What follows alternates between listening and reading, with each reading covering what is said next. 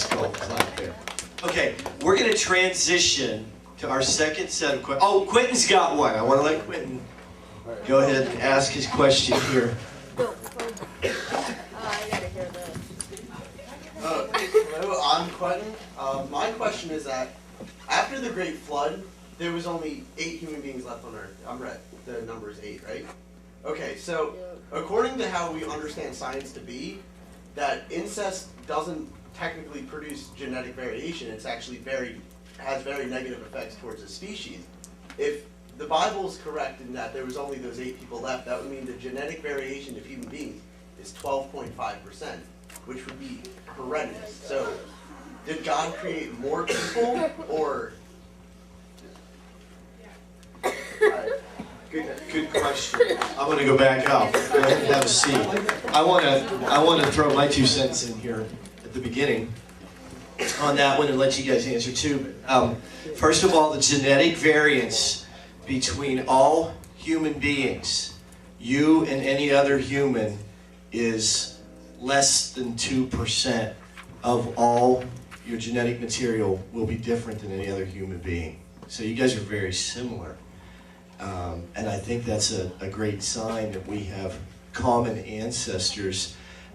You know, a few weeks ago, we had, help me, Katie, what was his name? No, Mark Smoyer, who came out and spoke on origins, and he talked about the fact that now scientifically, scientists have come to a place where they feel fairly confident that we can point to one female ancestor that they call the genetic Eve.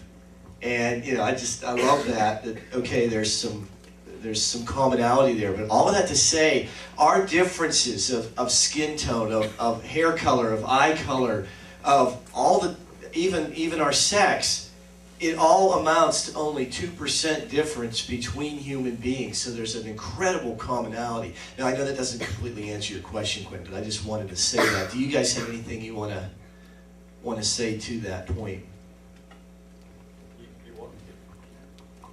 Well, I think it's similar when we said that, you know, okay, so presumably the 3 sons of Noah all, married their women that were not part of their own family, right? So it's not even 8, it's even worse than that, it's really 6. Because I don't think Noah and his wife had any additional kids. So it's all Shem, Ham, and Japheth, and then the 3 wives who were probably just from a different family. So that's kind of your base ground, is those 6 people, really. But it's early in the story. And the reason that it's bad for, the reason that incestual relationships produce genetic defects is not fundamental to incest, as if it's kind of got some curse on it. But it's that my sister and I, for instance, would carry the same sorts of problems in our genes. And I'm not a geneticist by any stretch of the imagination. But my sister and I have the same kind of things going on. And so if there is a weakness, presumably in our genetic code, that it would be magnified, and then furthermore magnified as they keep having, as our children keep having children. But if my sister and I'm not into my sister, by the way, this is all cool, but if my sister and I didn't carry genetic markers for various diseases, or whatever the thing is, because we lived, Lord knows how many thousands of years ago, then it wouldn't really, I don't think it would be problematic any more than, frankly, it was problematic for Adam. I mean, think about it. So Adam's kids, Cain and Abel, they would have been having sex and children with their direct sisters. Adam was with his own rib, for crying out loud, right? I mean, that's about as incestual as it can get, right? I mean, it's himself. So, but early in the story, I don't think there was the decay, so to speak. That really kind of, that question lines up with the other question about the age. That there's, as the story carries out in Genesis, you get out several generations and you see those issues begin to become more significant, because time is taken place, and the results of the fall begin to show up more and more evident. So the second area that we want to look at is the idea of Christianity compared to other religions. And so the first question I have here is, how can we ensure that the Bible is 100% true when it was translated?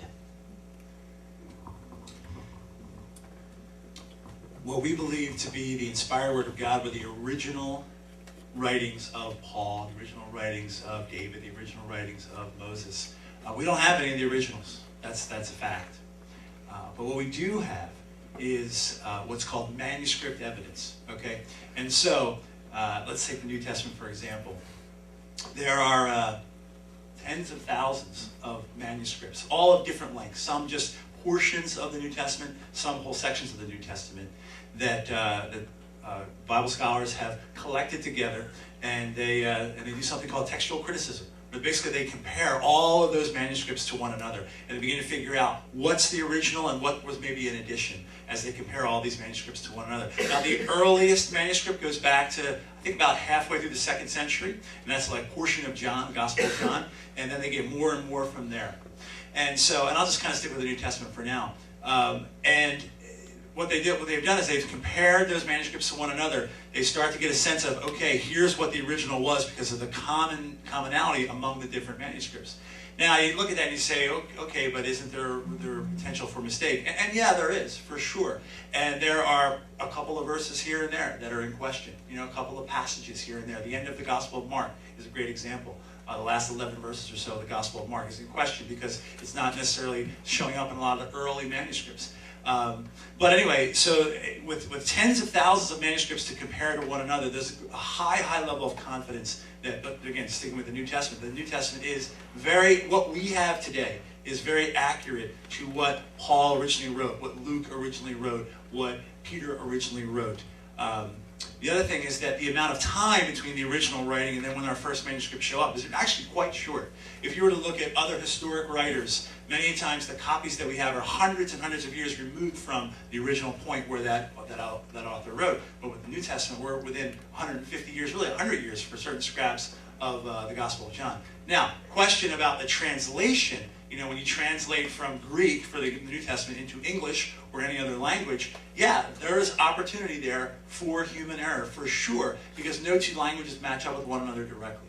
And the fact of the matter is that, you know, over time, we've grown to understand the Greek language that much more fully and completely. Koine Greek, which the New Testament was written in, we've come to understand it that much more fully, that we're able to be really confident today that from, let's just say, from Greek to English, we're able to capture the essence of what Paul and the other gospel writers and New Testament writers wrote.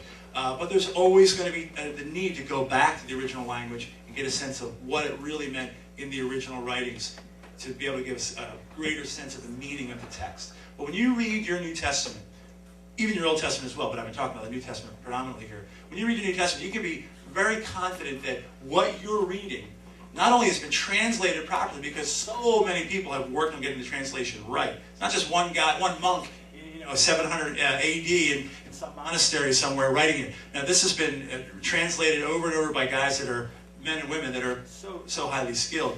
But not only do we know the translations are accurate, but the actual content of the New Testament, I think you can be very confident. Some scholars say like 99.8% they're confident about were part of the original writings of the New Testament writers. I could go on into the Old Testament, but that's just an example of the New Testament. Good.